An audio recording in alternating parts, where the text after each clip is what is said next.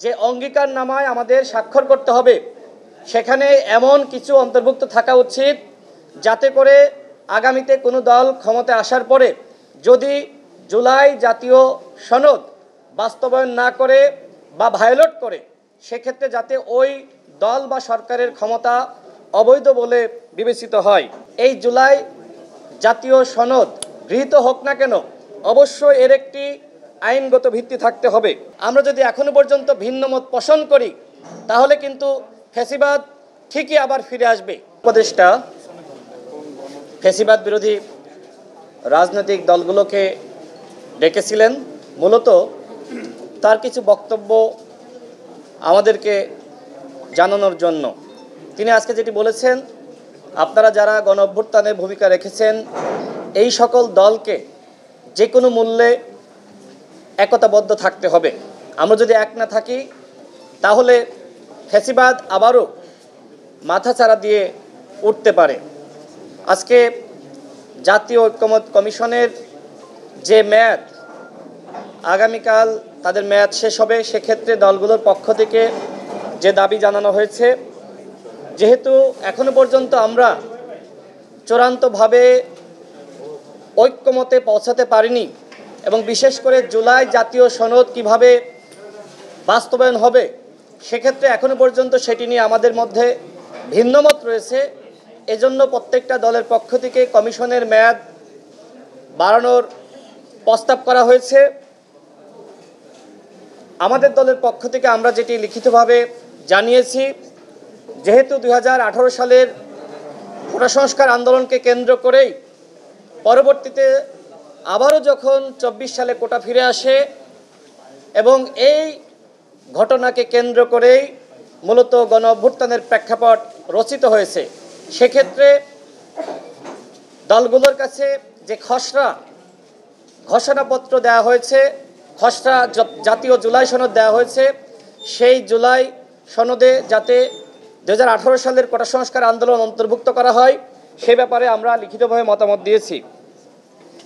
গণ অধিকার পরিষদ জুলাই জাতীয় সনদে স্বাক্ষর করতে আগ্রহী এবং আজকে যে দলগুলো এসেছে প্রত্যেকটা দল তারা মনে করে এই জুলাই জাতীয় সনদে আমাদের সবার উচিত স্বাক্ষর করা। আমরা যেটি মনে করি যে অঙ্গীকারনামা সেখানে অন্তর্ভুক্ত করা হয়েছে সেখানে এমন কিছু থাকা উচিত যাতে করে পরবর্তীতে ক্ষমতায় আসার পরে যদি কোনো দল এই জুলাই জাতীয় সনদ বাস্তবায়ন না করে অথবা ভায়োলেট করে এতে করে যাতে সেই সরকারের ক্ষমতা অবৈধ বলে বিবেচিত হয় আমরা সেটি অন্তর্ভুক্ত করার দাবি জানাই। আমি আবারও বলছি যে অঙ্গীকারনামায় আমাদের স্বাক্ষর করতে হবে সেখানে এমন কিছু অন্তর্ভুক্ত থাকা উচিত যাতে করে আগামীতে কোনো দল ক্ষমতায় আসার পরে যদি জুলাই জাতীয় সনদ বাস্তবায়ন না করে বা ভায়োলেট করে সেক্ষেত্রে যাতে ওই দল বা সরকারের ক্ষমতা অবৈধ বলে বিবেচিত হয়। আমাদের দলের পক্ষ থেকে আমরা বলেছি জুলাই জাতীয় সনদের অবশ্যই আইনগত ভিত্তি থাকতে হবে।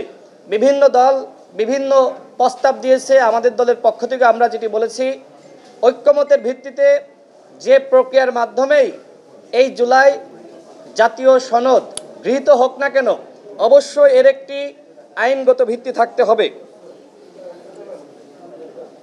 প্রধান উপদেষ্টা আমাদেরকে যেটি অবহিত করেছেন আগামী ফেব্রুয়ারি মাসেই একটি উৎসবমুখর নির্বাচন তিনি জাতিকে উপহার দিতে চান, তবে এর আগে সংস্কারের ব্যাপারে দলগুলোর কাছ থেকে তিনি ঐক্যমত প্রত্যাশা করেছেন। আমি সর্বশেষ বলতে চাই, যখন মাননীয় প্রধান উপদেষ্টা চলে যাচ্ছিলেন তিনি আমাকে দেখে গণ অধিকার পরিষদের সংগ্রামী সভাপতি নুরুল হক নূরের স্বাস্থ্যের বিষয়ে খোঁজ নিয়েছেন এবং একই সাথে তিনি বলেছেন তার চিকিৎসার আপডেট কি। আমি তাকে জানিয়েছি আপনার পক্ষ থেকে নুরুল হক নূরকে বিদেশে চিকিৎসার জন্য পাঠানোর যে আদেশ দেওয়া হয়েছিল এখনো পর্যন্ত সেটি বাস্তবায়িত হয়নি।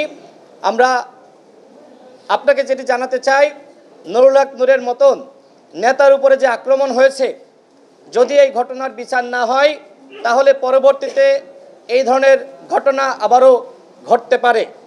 আমরা আমাদের দলের পক্ষ থেকে জাতীয় ঐক্যমত কমিশনকে এই দীর্ঘ 6 মাস আমরা সহযোগিতা করেছি। আমরা মনে করি এখন আমরা শেষ সময়ে রয়েছি। এখন যদি দলগুলো ছাড় না দিয়ে আমরা যদি এখনো পর্যন্ত ভিন্ন মত পোষণ করি, তাহলে কিন্তু ফ্যাসিবাদ ঠিকই আবার ফিরে আসবে। সেক্ষেত্রে গণ অধিকার পরিষদের পক্ষ থেকে আমরা প্রত্যেকটা দলের কাছে আমরা আহ্বান রাখতে চাই, আসুন আমরা নিজেদের জায়গা থেকে কিছুটা হলেও ছাড় দিয়ে আমরা ঐক্যমতে আসি, যেমনটা মাননীয় প্রধান উপদেষ্টা প্রত্যাশা করেছেন। আপনাদের সকলকে ধন্যবাদ।